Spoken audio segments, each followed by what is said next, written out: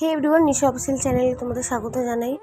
আর আজকে যাচ্ছি এসপ্ল্যানেডে শপিং করতে। আগের ব্লগে দেখেছো যে আমার কিছু পছন্দ হয়নি অ্যান্ড আমার কিছু কেনাকাটা হয়নি। পুজোর সামনে চলে এসছে, আর বেশি দিন বাকি নেই, আমার এখনও অবধি কিছু কেনাকাটা হয়নি।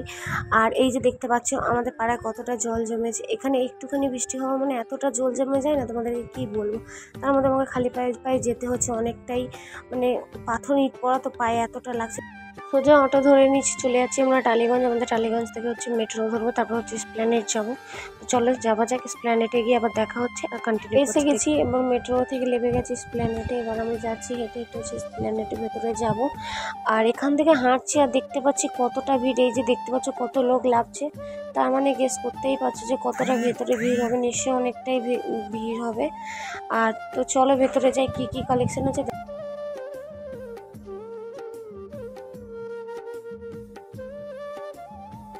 এই যে ভেতরে এসে গেছি, কালেকশন মানে ড্রেসের কালেকশন কি দেখবো, এতটা ভিড় মানে শ্বাস নিতে কষ্ট হচ্ছে, আমরা এতটা ভিড়, প্রচণ্ড ভিড়।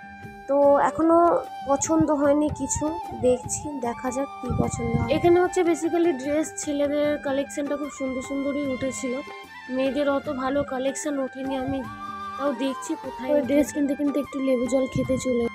আমাদের কেনাকাটা হয়ে গেছে আর আমরা বেরিয়ে পড়েছি।